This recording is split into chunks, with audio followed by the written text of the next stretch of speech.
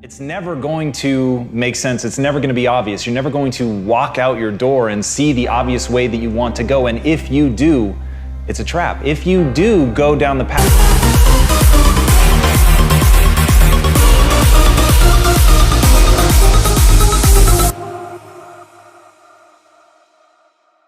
unique. If you want to go somewhere that only you would go, if you want to create something new and really live a life that was meant for you because it's literally crafted by you, you have to take the first steps on faith. And as Rumi said, as you start to walk out on the way appears. So as you're looking at the choices that are before you, where you've got a path that's well trodden, you've got a path that literally is invisible and won't become something until you step on it, you have to understand that that's what this life is meant to be, and that the only frustration that you will look back on with tremendous regret is knowing that you did what was easy even though it wasn't you. There's some mechanism inside of us. There's something that wants us to walk a path that's never been walked before. And the thing that makes it so hard is right now inside of you is a desperate desire for that to be easy. But it's not going to be easy. It's going to be hard. You're going to fail. You're going to stumble. You're going to fall on your face. And thank God.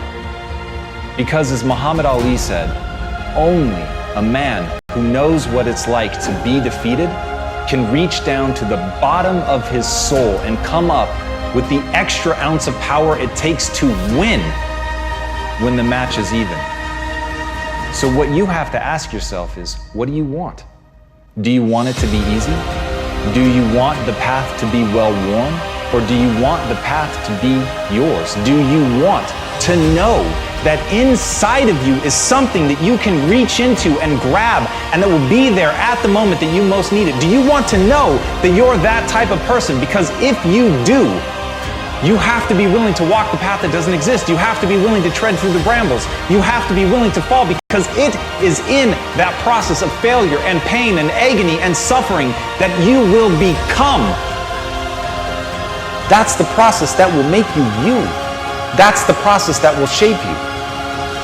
It's the suffering that gives you the reserves to draw on when you need them most. So when you ask for safety, when you ask for ease, know that you're saying a prayer for weakness. And when you take the hard way, know that you're forging yourself. When you make those demands, know that you're building a reserve tank that will be there at the moment when you need it. When you walk the path that only you can walk, know that you're living the life that you were meant to live. And that, my friends, is how you become the you worth becoming.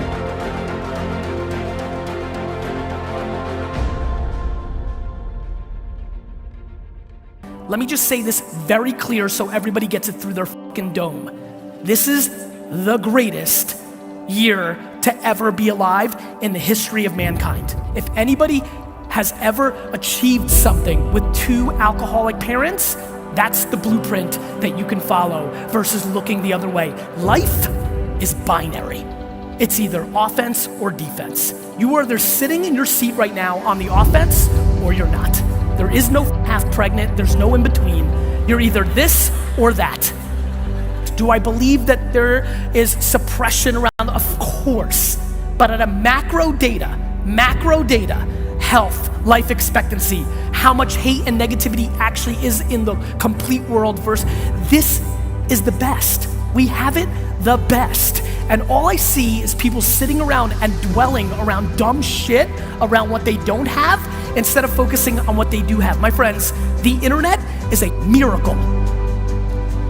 Because where do you think the world's going? I love when, I have 2 young kids now, and I love all these parents like, Gary, you're into this social media stuff. This is terrible, right? I'm like, no, Dick, this is the best. Because I'm like, they're like, but I'm gonna tell my kid to spend less time on technology. I'm like, why? What world do you think your kids are gonna be living in 20 years? 3 keys to a breakthrough. Think of the area you want to have a breakthrough in right now. Your body, your money, your relationships, your career, your business, your joy, your happiness, and let's look at what your choices are. First element, there are 3 S's for a breakthrough. First element most people are looking for is they're looking for the right strategy. But more often you're missing the number 2 thing you need, and that is the right story. Because the story you have about your life, about your business, about the area of your life that's not where you want, the area you're breaking through, your story is what's making you be stuck. What's a story? It's a belief that you tell yourself over and over again, like, I don't know what the salt is, I don't know what the salt is. You tell the story so often you believe it. In fact, write this down. The only thing keeping you from getting what you want, the only thing keeping you from getting what you want is the story you keep telling yourself about why you don't have it. The only thing keeping you from getting what you really want is the story you keep telling yourself about why you don't have it yet. Here's what I say. Divorce your story and marry the truth. I can teach you a million strategies that'll change you overnight. And if I get you to use a strategy and grow your business 30% like that, you are gonna get so excited that your story about your business will change, won't it? You're like, I can rip this open. I'm gonna make this thing 100% more profitable. That's why 80% of those people, I can grow them 30 to 130%. Because once I get them to have momentum, people's story changes. And when their story changes, the third and most important thing changes, their state. You've got to figure out what it is that actually makes you feel alive. And if you understand that the game that you're playing is actually a game of brain chemistry and that nothing else matters, there's no objective truth, there's no one path to glory, there's no one life for you to live. There's only the subjective truth, the thing inside you, that gut instinct, that voice that whispers to you. You've got to learn to trust that. You've got to learn to trust it by building it up. You've got to learn to trust it by taking actions and gut checking yourself and asking, is that me? Is that who I want to be? Or is that somebody else, cultural voice, my parents, my lover, whatever, trying to speak through me? And as Harley Davidson said, when writing the story of your life, don't let anyone else hold the pen. So right now ask yourself, who's writing your story? Is it you? Are you really listening to the voice in your head? Are you looking at and living by the things that give you the chills? Or are you trying to live a life that somebody else wants for you? And remember, when you think about that question, what William James said, act as if what you do matters, because it does. Even if for nobody else, every step you take, every thought that you allow to permeate your mind, everything that you obsess about, your dreams, the things that you want, the hopes that you spend your time with, they matter to you because they tell you who you are. They tell you who you're trying to become. And ultimately, those things that you let monopolize your mind will become you. So if somebody else is holding the pen, if somebody else is forcing you to write something that doesn't make you feel alive, that is a life lost. And that is how you die, my friends, before you ever had a chance to live.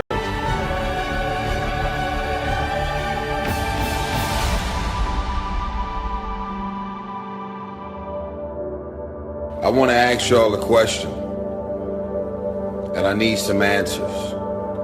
Most of us, most of you that's looking at this video don't even know it. You're not even conscious of it, but you're living your life. Every single day you are living your life as a reaction, a living, breathing, walking, moving reaction to other people's actions. Some of y'all are moving and operating within your ex and the insecurities that he put on you. Some of y'all are still doing things within the rules and the laws and the boundaries of somebody else's actions. Answer the question. Really think about it before you answer. Are you living your everyday life as a reaction to somebody else's actions, good and bad? As Naval Ravikant said, the only way to truly learn something is by doing it. Yes, listen to guidance, but don't wait. That is such a powerful idea, and I know right now you're listening to this because you want motivation, you want to be inspired, but my greatest fucking fear is that you'll get motivated, you'll get inspired, and that'll just be a declining arc for a few minutes after you listen to this video that ends with you doing nothing. And what I want, what I really hope for, and the reason that I give myself over to making these so completely is I know some percentage of you on the other side of this will ultimately be prepared to take that first step. You will realize that the only thing that matters is action, and you will take that action. And it's in that action that your potential greatness waits. And as Martin Luther King said, take the first step in faith. You don't have to see the whole staircase. Just take the first step. You've just got to believe that you can learn. You don't have to believe that you're already capable of doing what you want. You don't have to believe that you can already build that thing that you dream. You don't have to believe that you already are extraordinary. You simply have to believe that if you take that first step, you put yourself on a journey not of execution, you put yourself on a journey of learning so that you can execute. And that, when you understand that difference, that's when you really will be on that path to greatness. And that is the thing that I want for everybody listening to this.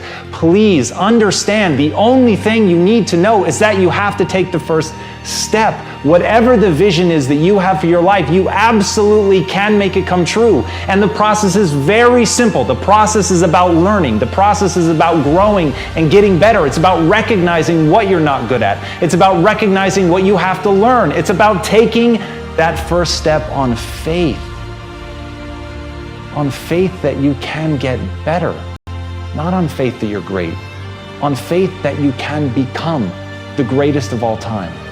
And once you have that faith, once you know that simply being a human being puts you in this rare category of creature that can get better through pressure, through pain, through difficulty, through failure, those are the things that are going to be the building blocks of your success. But in order to begin on that road, in order to have your first glorious failure, you must first take that first step. So please, don't waste your time being motivated or inspired. Spend every second of your time moving forward. That's how you're going to get where you want to go.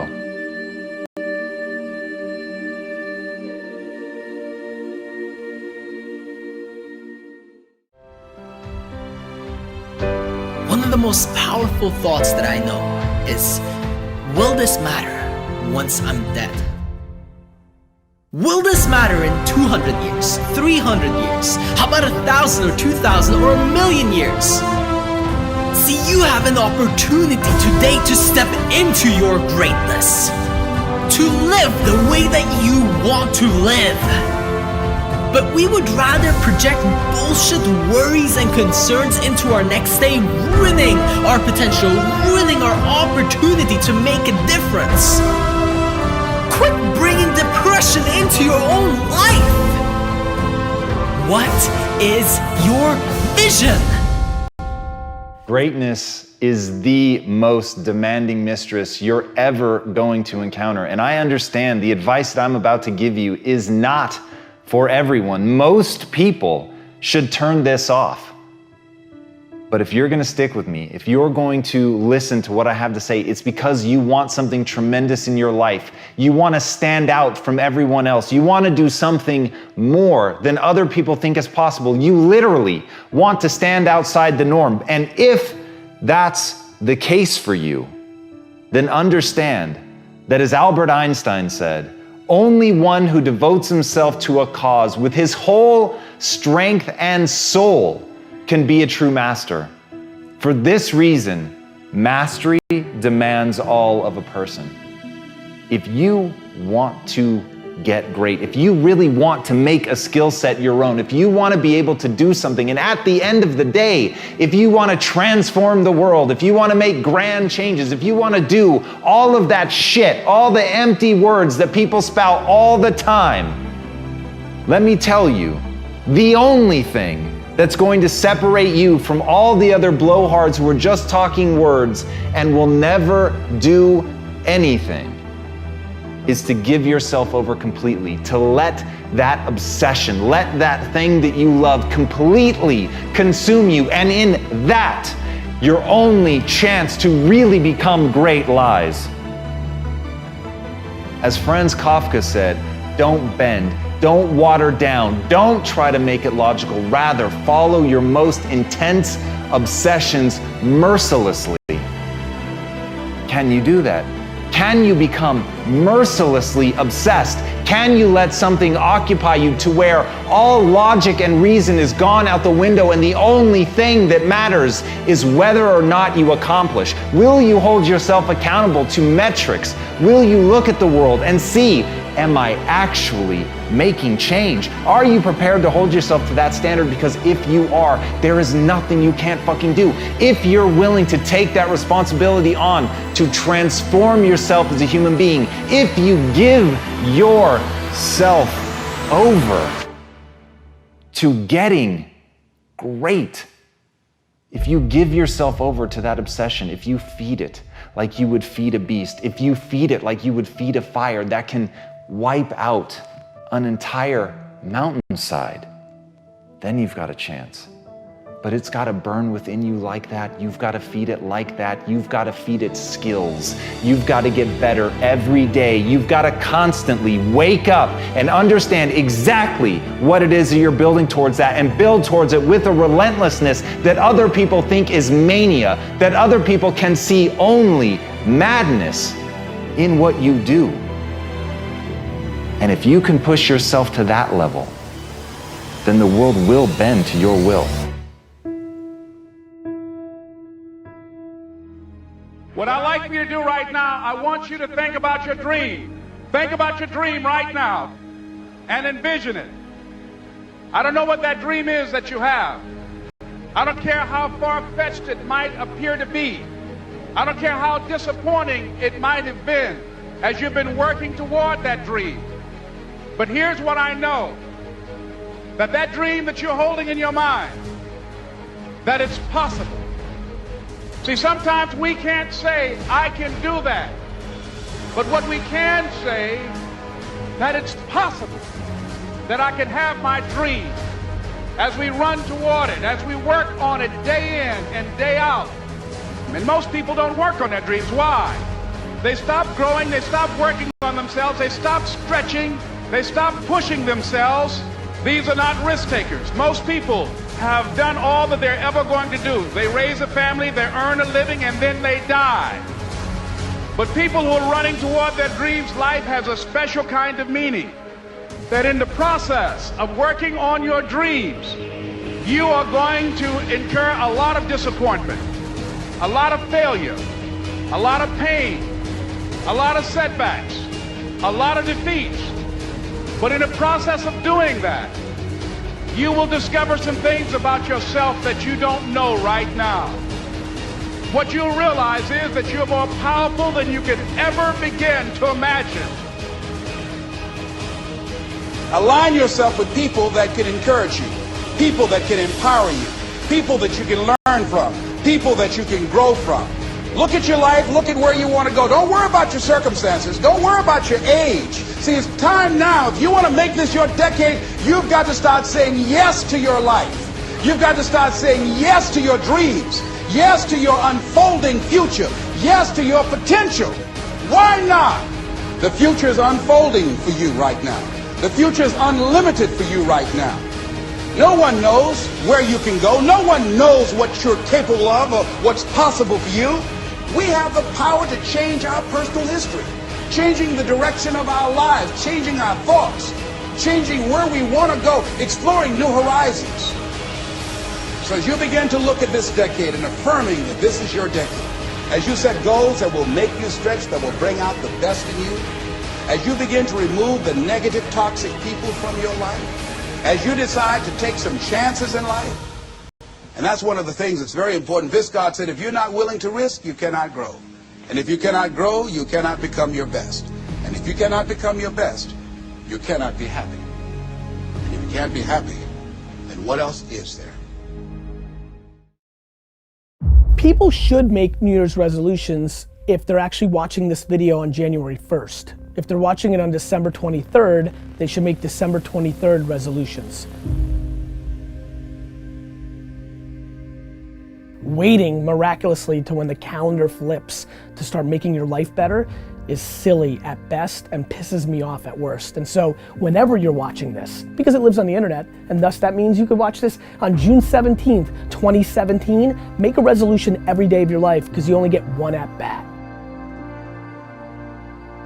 The reason people struggle with having a New Year's resolution and sticking to it is because it was a tactic to do a New Year's resolution. Hence why my first answer was right, which is when you actually decide to make a change in your life, whether about weight or job or going out with somebody or relationships, that's when you actually pull it off. It's religion, not tactics. It all comes down to the inner game, my friends. Changing your life is a change in the inner game. The outside world you can't control, but you have absolute control over this one if you learn the dynamics of what shapes you. Raise your standard. Take those 3 magic words and live them. Okay, I'm gonna go make this happen. I'm gonna go make this much money. I'm gonna transform my kids. I'm gonna create the ultimate relationship in my life. I'm gonna transform my body. And then you don't have strong enough reasons and you don't use it. You don't follow through. It's because you didn't back up your standards with what makes those standards real, and that's rituals. Rituals are where the power is. Rituals define us. See, all the results in your life are coming from your rituals. They start with a standard and then have rituals that follow it up. So the secret to real happiness is progress. Progress equals happiness, and if we can make progress on a regular basis, we feel alive, and that's why at the beginning of the year we get this thing like, okay, I can have this fresh start, I could really do what my soul desires, I could expand, I could grow, I could improve, I could change. Or maybe better than change, I could progress. Think about that. Progress is an aliveness to it, doesn't it? You don't have to work at changing. People say all the time now, well, I'm working on changing. Don't worry about it. You don't have to work on changing. Change is automatic. But progress is not. There is a system. There is an orbit that you've been functioning in, and that most of the people around you contribute to. There's a social construct that contributes to you coming back down again. That defines you. And people are comfortable with you. They don't mind you leaping up every now and then, as long as you come back down with us. In fact, people only hate on you when you try to get away. As long as you come back down and fit back in the system, people don't have no trouble with you. But the moment you pack up your bags and say, see you, wouldn't want to be here, I'm out of here, people have a problem with that because you're leaving the orbit. And you're going to have to break the gravitational pull, and then you're going to fly. You're going to spread your wings and you're going to sail into your destiny. There's a reason you survived. There's a reason you endured. There's a reason that you cried but didn't faint. That you crawled but you didn't collapse. That you fell down but you weren't shattered. You're a new person, but before you walk out of that door, you got to have a new mind. You cannot believe the old labels. I want you to stop speaking negativity over yourself. You are an answer. Walk like it, talk like it, plan like it. The world will change their opinion about you the day after you do. A vision is about what you're here to create. A vision that really works is one that excites you. If you say, well, my resolution, my goal, my outcome for this month, this week, this year is to lose X number of pounds, that's okay, but it's not very compelling. It has to be a compelling vision. It's got to have something that has the power to pull you, not something you have to push yourself to do. Those are two different kinds of motivation. Push requires willpower, and willpower never lasts. What will last is pull. Having something so exciting, so attractive, something you desire so much that you have a hard time going to sleep at night and you get so up early in the morning to rock it and take it to the next level. So it's got to be a vision that's compelling. Something that you know it's going to be a gift to make sure that it happens. And also, along with that compelling vision, you got to have strong enough reasons that you're going to follow through when the going gets tough. Reasons come first, answers come second. If you get a compelling vision and you got strong enough reasons that will push you through the tough times, you're gonna do things other people don't do. Instead of collapsing, even if you get off target, you won't go, oh, I blew it. You'll get right back on target, make the change, make things happen. And I know you've done this in many areas of your life. Just think about it again. I'm not teaching you something really new here today. I just want to remind you of what your soul knows. You gotta change, you gotta improve, and you gotta go through a simple process fundamentally to make that progress. First step, vision that's compelling. Second step, make sure that there's strong enough reasons to follow through. Third step, you gotta review it and feel it every day. You know, what do people do with a New Year's resolution? They come up with something they kind of want. It's not a compelling vision. They don't really have strong enough reasons, and they never review it again until to notice that they broke what they said they really want to have make happen, because they didn't really resolve. If you resolve, you got the vision, it's compelling, you review it daily, and you feel it, you envision it, and you experience it. Simple as it sounds. Why is it at the beginning of a year we have this tradition, but it goes beyond tradition. It's something inside of us that makes us want to make things better. And I think part of it is the calendar gives us this idea that we can have a fresh start, that we can start from fresh and have this great victory. And it's really, the calendar itself is quite arbitrary. It's wonderful to use it, but if you didn't use it effectively, let's use the calendar to serve you today. Let's just see, what does it really take to make this thing happen? Because there's no denying that inside of you, the only thing that's gonna make you happy in the year ahead and the decades ahead is gonna be having you have an experience where on a regular basis, you feel like your life is making progress. The strongest force in the whole human personality is this need to stay consistent with how we define ourselves. If you define yourself as somebody who is really conservative, you're not gonna be crazy and act nuts unless you're really drunk or something, and then you can say it's the alcohol, when it's really just you finally getting permission to be yourself. The alcohol is your excuse. If you're a really crazy person, you act crazy, outrageous, playful. You don't act conservative because that's not who you are. Very often people say, well, I can't do that. I'm not that kind of person. And I always say to people, really, when did you define yourself? When I talk about, shoulds versus musts, think about your own life. I know there have been areas in your life where some point in time you just shifted and you raised the standard and your life changed. Because whatever people have their identity attached to, they live. Wants don't get met consistently, standards do. Whatever you identify, this is who I am. And so it's not so much about changing your identity as it is expanding it. Deciding that, instead of your goal is to lose 10 pounds, which is not compelling, what if your vision was to get back to my fighting weight? This year, this month, this next 90 days, I'm gonna transform my body. I'm gonna take on a new challenge. I'm gonna find some technique or strategy, there's a million of them, that can reframe myself where I want to feel younger, stronger, more vibrant than ever before. Here's my reasons, because I want the energy to really make my life work, because it's tough out there and I want to be stronger than I've ever been before. If you are where you want to be physically, you have very different rituals than if you're not where you want to be physically. If you're overweight, you and I both know you got a different ritual than if you're physically fit. The only thing that's going to make you happy, my friend, in this year or any other, is to step up. It's to raise the standard, it's to discover what you're capable of and feel that incredible power of pushing through whatever's holding you back and get to the other side of more of your true self. That's what this game's all about. Don't let this year be like last.